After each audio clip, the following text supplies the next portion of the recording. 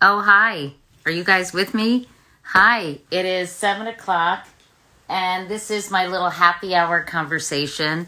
I'm already in my pajamas, you guys, just because. Hi, hi, hi. Wave, wave, wave. Um, because I don't know. I'm just tired and not feeling it today. But we have a special guest, yes, who are going to spend a little time with me. Happy hour. Hi, Molnar. How are you? Hi. There they are. Hi. Hi, you guys. How are you, Camille and Emily? Nice to see you guys. We're It's very nice great. to see you too. I really like your pajamas. Well, thank you so much. They're new. They're by a company. What's Pour la Femme? Very French. And some of the proceeds go to support women in Congo, which is cool. And then my robe is actually was my grandmother, Clara Haney's. Oh, wow. Um, Yeah. I usually wear pajamas all day and I changed for this conversation. You did. Well, I don't know. I was just tired. The sameness of every day is starting to get to me, you guys. Yeah, Right. there's someone had said there's the weekend and then there's the long weekend. And we were like, Yeah, that's right. That's how it It's feels. the big weekend. Yeah. exactly. Are you guys, I guess there are going to be a lot of scripts written about this period of our lives. Have you thought of writing something together about this? We have, but I think part of the issue is I don't want to watch anything that's set during this period like 8 months from now. I want to be done with it. I know that's true. I feel like if we all agree when this is over, this will be something we don't talk about. Put Let's it move away. on. I'd be okay if we set the year back to 2022. Let's do this year over again. Yeah, exactly. So how are you guys doing? You're making the hi, my friend Average just joined. I know you're making the most of this. You guys are doing a podcast together, right? We are. We decided now was the time. We're home. We're married. We've got the time. Let's do a It's called podcast. Staying In with Emily and Camille. And Emily is a trained therapist. She doesn't practice anymore, but we were like, oh, she actually has a skill set that would be very relevant right now. So she sort of gives tips to people on how to keep your head about you in this strange situation. And And Camille is funny. I, I don't have any skills. Well, I thought that was so interesting, Emily, that you were a licensed, I guess, couples therapist, Couples correct? and family therapist. That's right. Yeah. Yeah, What it's a real that's party over here. I would say that definitely would come in handy because I think a lot of people are about to kill each other because it is a lot of together time. What advice? Oh, by the way, this is my advice, but someone asked if this qualifies as a fruit, and I said absolutely. Now it Anyway, does. people like the podcast. They say it's very comforting.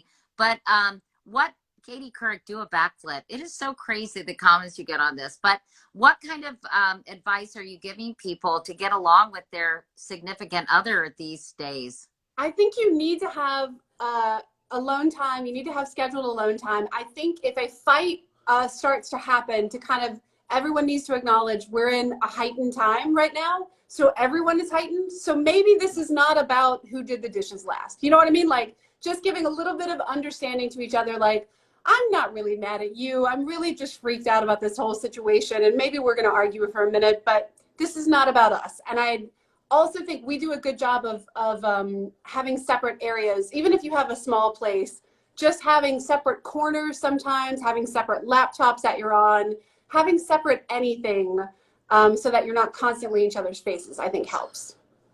Is Katie Couric wasted? That's so hot. It's a I'm I bold, mean, sorry. that's what I was going to it's say, a but they took it out of my mouth. So brave new world, this quarantine. Oh We're seeing yeah, all sorts of everybody. new stuff. Now that would be a good news show, wouldn't it? Like drunk news. They have drunk history. Have you yeah, Well, seen why not drunk drunk news? history? I feel like some of those Love drunk morning history. shows basically are drunk Oh news. no, you're right. That Kathy Lee and Hoda sort of started the wine in the morning thing. So I guess it's not that original, is it? But wine in the evening, I have not seen that done yet on a news Well, show.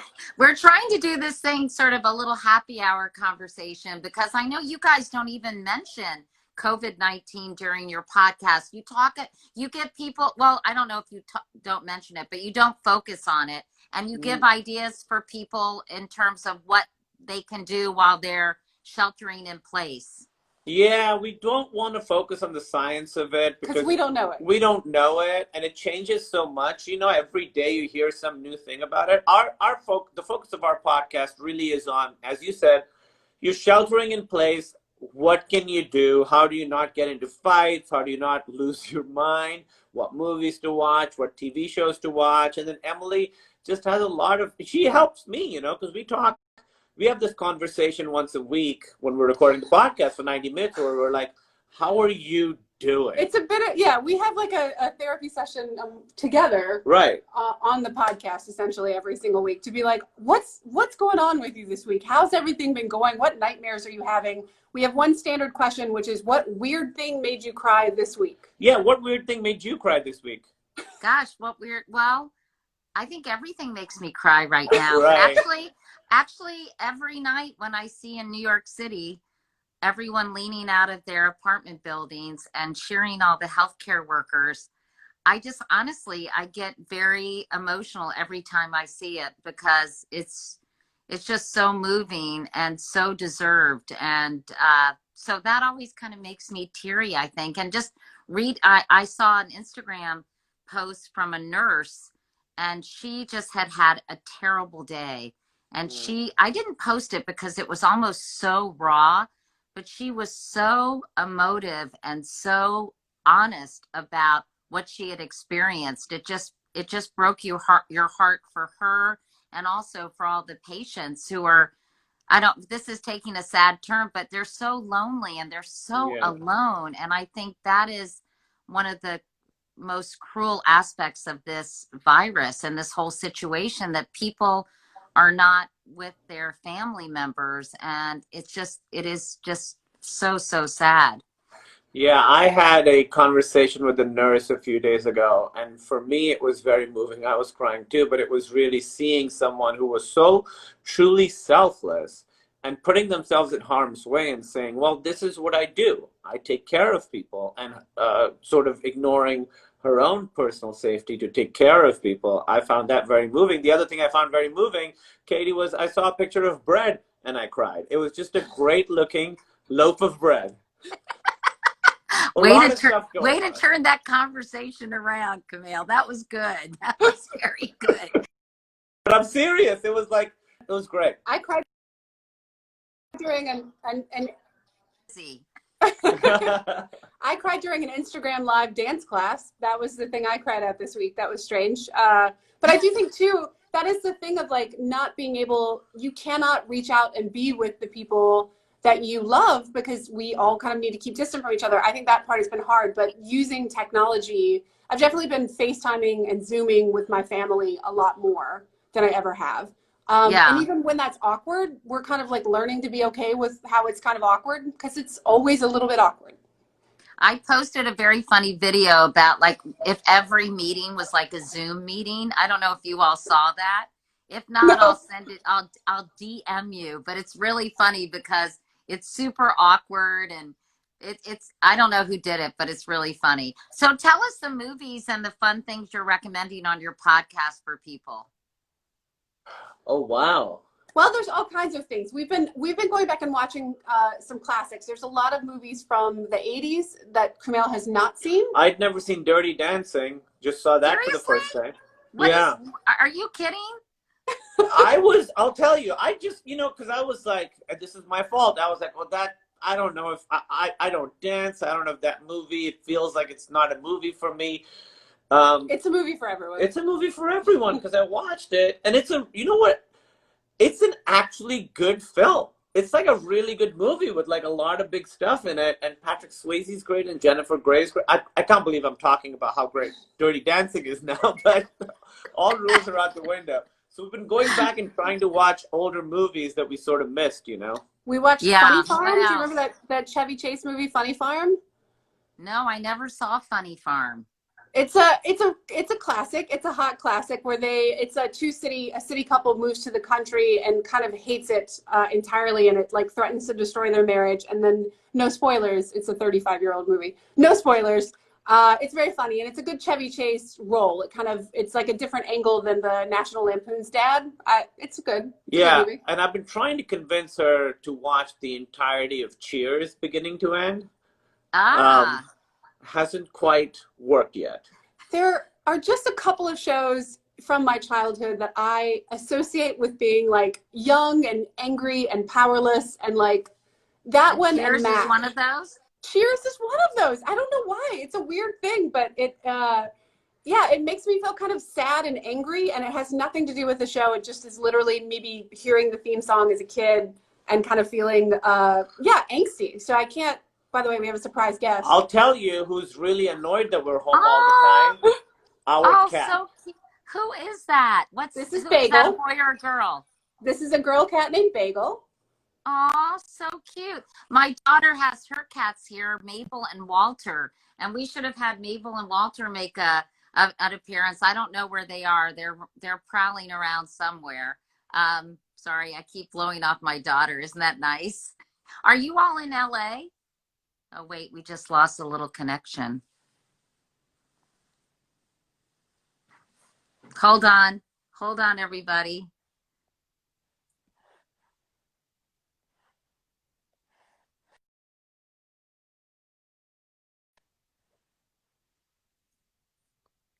Oh, they left. Oh, no, they left. Hold on. We're going to do it again.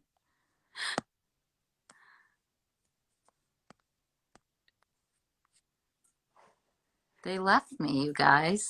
Hold on. Let's hopefully get them back. And by the way, this is my first glass of wine, so don't worry. I'm perfectly fine, everyone. Let's see if they'll come back in. We're back. I don't know what happened. Hi. We can blame Bagel for that. We're sorry.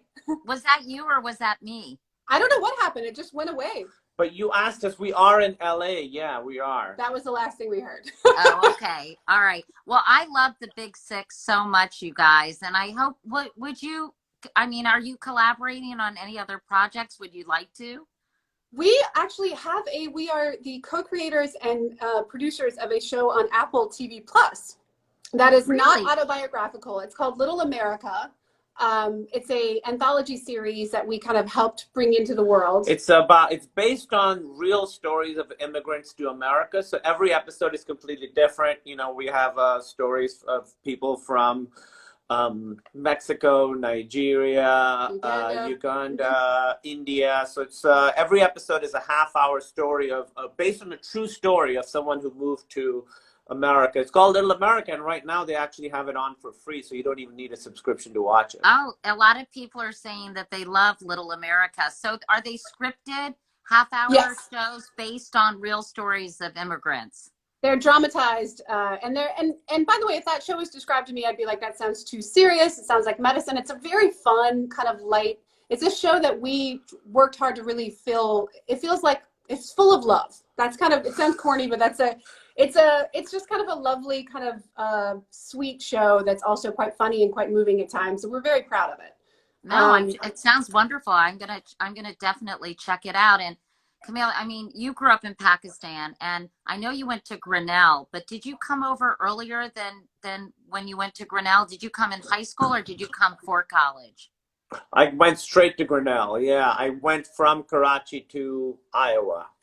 Wow. Was that, I mean, my friend Dylan McGee did a really nice maker's profile of you, which I watched. And oh, that was great. Yeah. I watched it too.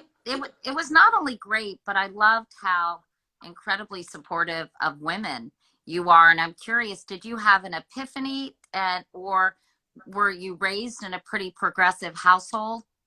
Well, I realized, you know, since Emily and I work together, we write together, I really noticed, obviously I knew the world is sexist. I understand we're in a patriarchal society and all that, but really working with Emily and being in rooms with producers or directors or other writers, I realized how she would say something, it wouldn't get a reaction. I would say the same thing, and suddenly they would love this idea, right? Now, these were men who would not consider themselves sexist at all, you know. And so going through that experience with Emily over and over and over, and she would point it out. She'd be like, "Did you notice this happened? This happened?" And I was like, and that's when I really started seeing it a lot, like all the time. It's an insidious thing that people don't even think about. That's so baked into interactions all the You time. also have very strong women in your family. Not that that's a requirement That's for right. it, but I think you came to me already pretty feminist, I would say. Sure. Yeah, but I'm saying I noticed it a lot more through working with Emily, because Emily's brilliant. She's an amazing writer. She's full of wisdom. And so when I would see people discounting what she was saying over and over and over, that's when I really started to, because something intellectually, but emotionally, that's when I really started understanding that. And do you feel like I'm curious? My daughter is a writer. She works on an Amazon show called The Boys, and she's got a really Oh, great, wow. That's a yeah, pretty great, intense show. yeah. She's got a Very fantastic, different vibe than Little America. yeah, yeah, very different, pretty gory, but very sort of cartoony. But she's got a fantastic showrunner, and I'm just curious. Do you think things are changing post Me Too, and now there's been this understanding or awakening in Hollywood and throughout the country that writers' rooms are much more mindful of getting representation from a variety of voices? I do think it's getting better, but I also do think, I think we always have more work to do. We're never going to get this perfect. None of us are. So I think I've definitely seen a change in the past, just like 3 or 4 years of how I'm treated, how kind of I've seen people make more of an effort. I actually had a meeting recently where we were kind of discussing a female character, and they were like, well, we can't, we definitely want her to still be angry, because it's important that we show that young women are able to be angry, and it's okay for them to be angry. It's healthy for them to be angry. And I was like, I didn't have to say it. A man said it. I didn't have, and it was a beautiful. And that's when it really means something. When a man says it. But it was beautiful, because I do feel like, that had always been my job, to kind of make sure that, like, okay, let's make sure we're kind of being fair to all the characters and kind of treating all the characters with respect. So it's been nice to see men thinking about this more, the men that I have been working with thinking about this more. That's been beautiful. I can't speak to every experience, obviously, but yeah. And I know that, Camille, when you wrote The Big Sick, Emily was not only, as you said in the maker's profile, she not only gave you notes, you understood that it was a completely different perspective. And you talked about one scene in the movie that really resonated with women, that made me laugh, because it really resonated, I mean, with me and a lot of other women I know. And that's when would you like to describe the scene? Well, we wrote it together. We both wrote the movie. And which scene are you talking about? I know this scene. It's the scene where Emily gets up in the middle of the night because she has to go get coffee. Is that the scene? Yes. That was Emily's scene. Emily was like, there's gotta be a scene where Emily, she needs to use the bathroom. That reflects your real neuroses. And can I say, I feel your pain. And that is that, yes, I don't even know if we can discuss it here, but is it true you went to camp and did not go to the bathroom for 2.5 weeks? Oh man, this is a theme, it turns out. This is a recurring theme. Well, first off, that scene in the movie was because we were trying to brainstorm well, we should tell people what the scene is in case they don't know. Yeah. She gets up in the middle of the night and she keeps saying, I have to go get coffee, I have to go get coffee. And my character's like, no, just get coffee here. I can make you coffee. But she's insisting. And it turns out she wants to go to the bathroom and she doesn't want to do it in his apartment. Because his walls are paper thin. Because we've just started dating. So we were trying to brainstorm. I hear you. I'm totally like that. I've gone to the lobby to get coffee, many times. Anyway, I've got the same issue. It's a level of intimacy in a relationship that you don't see described that often. So that was kind of where the idea of the scene in the movie came from. But also, yes, as we have discussed in our podcast that I'm now quite embarrassed of, because I'm talking to Katie Couric about how I did not have a bowel movement the entire time I went to summer camp. That is correct. That is very unhealthy, Emily. I know. Right. Completely unhealthy. Yeah, no, our bodies are designed to do certain things at certain times. I am blushing. Yeah, but it is, it happened. It's a public bathroom. That was my first time experiencing a public bathroom for a long period. I didn't have anywhere private to go. Honey, you're in the woods. Oh, I'm not doing that. It was not that No, kind of I hear you, and I don't understand public bathrooms where people just let it rip. I personally, I cannot. I am like, what? Oh my God. Yeah. I'll go anywhere to Right. be by myself. Yeah, I think the worst are like airport bathrooms because people are like, I am leaving the state after I do this. So they really go to town in there. They're like, I am flying away from But I this. also have to One assume that time, speaking of airport bathrooms, one time I was in a lounge and I was going to the bathroom and I said to my friend, wow, Lori, you're really peeing like a racehorse. And the person next to me goes, it's not Lori. Anyway, oh God, now I'm blushing.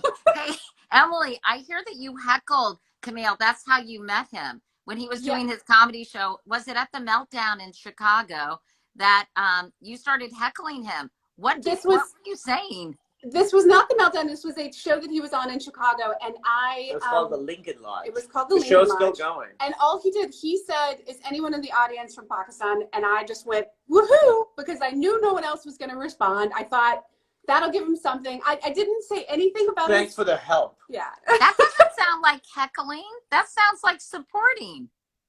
This is what I said. Well, Katie, interesting you say that. We talk about this in the Big Sick, but any kind of reaction is heckling. Other than laughter, I guess. It doesn't have to be negative, right? Other than laughter. I just thought it was a funny little thing to do. I do not recommend heckling. It is not a good thing to do. But I am glad you heckled me that time. It worked out. I will say it worked out for us. So. By the way, Camille, and Emily, I think I'm going to rewatch The Big Sick tonight. Oh, well, hope you enjoy it again. Where can I watch it? It's on Amazon Prime, and we do apologize for the number of F words in it. If we had it to do over, we'd take out a couple. But hey, what are you going to do? What are you going to do? And I think the actress who plays you, Emily, Zoe Kazan. So she's so wonderful, and she's in The Plot Against America now. She is. That's right. She is a truly fantastic actress. And we haven't gotten to that show yet. Mm-hmm. Yeah, we've started to watch it. It's really good, based on the Philip Roth novel, of course, as you know. But it's excellent. Before we go, Camille, you guys are so nice to visit with me, and everyone thinks I'm drunk, but honestly, I'm not. I mean, I act like this all the time. But tell us a little, Camille, about your workout thing, because you have been showing off your body like there's no tomorrow. No, just lean back a little. No, you can't see anything. No. Yeah, stand up, Camille. That's kind of objectifying, I think. But what happened? I mean, what inspired this incredible? Now, you look great before, but now you look like an Adonis. What up with that? Well, thank you for saying that. That means a lot. I will be dining out on you saying that for the next couple months. I was doing a Marvel movie called Eternals. I was playing a superhero, and I said, well, I'm the first Southeast Asian superhero in a Hollywood movie, in a Marvel movie, and I was like, I want to look like someone who could go up against Thor or Captain America or any of those guys. You know, I didn't want the first Pakistani superhero to also be the first schlubby superhero. That was something that I schlubby and superhero they don't go together. Well, for me, I was like, someone else can break that barrier. I want to break just the Pakistani barrier. And so I worked out for a year to prepare for that. It was and I honestly, by the end, I really loved the process. I love how healthy I feel now. And now actually, I got some weights back in the garage, and I work out every day still. Wow. And so did you change your diet or just change your exercise plan? Diet was a big part of it. I mean, I cut out. It's really. Why do you think I was crying looking at bread, Katie? So is he a real drag, Emily, to be with? He won't eat cookies or anything really good and fattening? He will have cheat days, which is great. So then he will he actually breaks bad more than I ever do when he breaks bad. But he does kind of talk incessantly about gains No, not anymore. He still does. Okay. He does. It's just kind of been a new, when he gets a new hobby, he gets really into it. If it's video games, if it's coffee, if it's working out, and it just happens to be working out right now. So I'll take it. The results are great. I'll take it. It's honestly kept me like, it's helped me stay, it's helped my anxiety level during this whole thing a lot. I know every day around 1 or 2 p.m. I can go and really, that's like the only time of the day where I'm not really thinking about the world, you know, so it's been very therapeutic. Yeah. And what kind of things do you do other than lifting weights? And what is your regimen? That's it, baby. Just lifting weights. Right now, I just lift weights, but it is sort of a cardio exercise because I don't really rest. I kind of do it nonstop for like an hour, 15 minutes. So like circuit training, as they say. It's circuit training. That's right. That's exactly right. Oh, yes, it is. It's circuit training. That's what I learned. I found, you know, because I got to keep it interesting. It gets boring if I'm doing the same exercise a bunch of times in a row. If I'm doing circuit training, then it's sort of a new exercise every time. That keeps me engaged. Nice. And Emily, did you ever join in the fun, or would you want to do that? I don't do the workout that he does, but we both kind of work out every day, and that's been really good for us to that's been really good for both of our sanity, I would say, during all of this. You do yoga and dance classes. Yeah, I do a lot of dance classes on Instagram now. Oh, you do? Do you recommend any of them? I recommend Angie Pontani. She does 60s go-go classes. I recommend Michelle Lemore. She does burlesque, kind of fit burlesque classes. And I recommend a Ryan Heffington, who just does straight up aerobics and has a lot of great energy. These are all my favorites. And what about, do you have any favorite yoga instructors? Because I used to do a lot of yoga, and then I kind of fell off the wagon, and I'd like to get back into it. There's a app I use, I think it's called FitStar Yoga, that I've been using for quite some time, and it kind of tailors, you kind of tell it what you liked and didn't like, and then it tailors the workout for you. So it's a different yoga workout every day, but obviously they repeat a lot. But yeah, everything's had to be switched to at home now that we're in this weird time. I know, it's crazy. Well, I'm so happy to be able to spend some time. Someone just said Camille's wife is hot AF, as the kids say. I agree. I mean, look at her.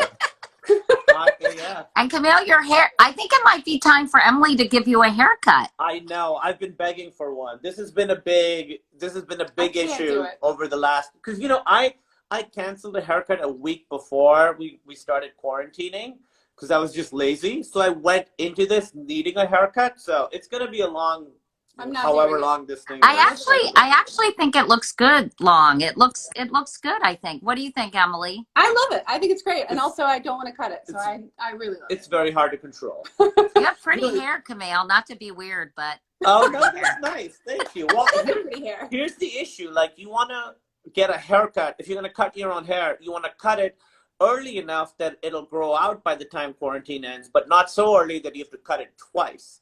So yeah. It's a weird math. I don't know if you've noticed, but Camille is a bit of an overthinker at times.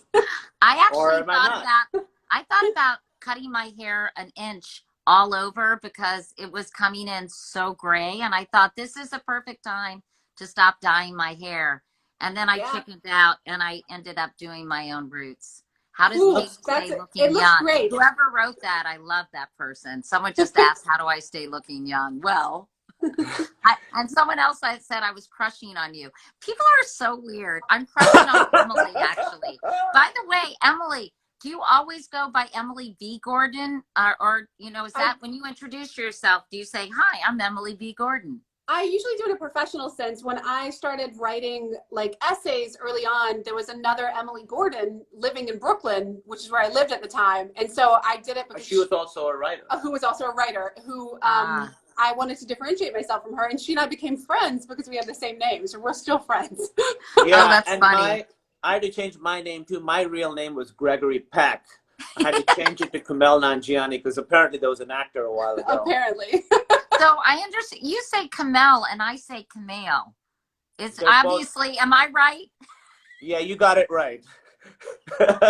I've been saying it wrong this whole time. No, to me, there's not enough of a difference between those. There's a spectrum of acceptable pronunciation of my name, and you're well within it. Because I hear Emily sort of says it like I say it, and you say it differently than both of us say it. She's been saying it wrong for the 14 years we've been together. I didn't know how to bring it up, so thank you. Well, I'm excited to watch your. Let's give some plugs. I'm excited to watch your new show on Apple Plus called Little America. Little America, and then what's the name of your podcast again? Called Staying In with Emily and Camille. Fun. Well, you guys, I don't usually say this, but you two are a delight. That's the wine talking. This we'll is take it. such an honor to talk to you. We're so excited to be able to do this. Thank you. I've well, been thank a you fan guys. of you my whole life, so thank you. It's been lovely to talk to you. Well, we're trying to have some fun conversations with people that, I'm doing a lot of coronavirus coverage. I'm talking to a lot of frontline workers, as I mentioned, and I'm actually doing sort of tributes to people who have died. So Wow, that's heavy. It is, but I also think it's important because people start becoming a statistic, and I think people need to know that they mattered. And so I've been trying to do that, but I've also been trying to intersperse it with some fun things because humor is great. I think it's great to laugh during these times. And so I'm trying to talk to fun people like you guys. So I can't, someone said they wanted my husband to participate. He's really funny. You guys would like him. Okay. Maybe we can double date sometime. We'll love that. When this is all over. Yeah, absolutely. We love it. Oh my God. All right. Well, so nice to be with you guys. Thank you so much, and stay in touch. And I don't know, DM me or whatever you do. Okay. Thank you. Thanks for Okay. having us. See, and next time you have to do it without a shirt, Camille. This is what I said. I tried to convince him. He wouldn't do it. Right. Someone's saying swingers. Sorry, people. Don't get carried away. Okay. All right. That's our cue. Bye-bye. Bye.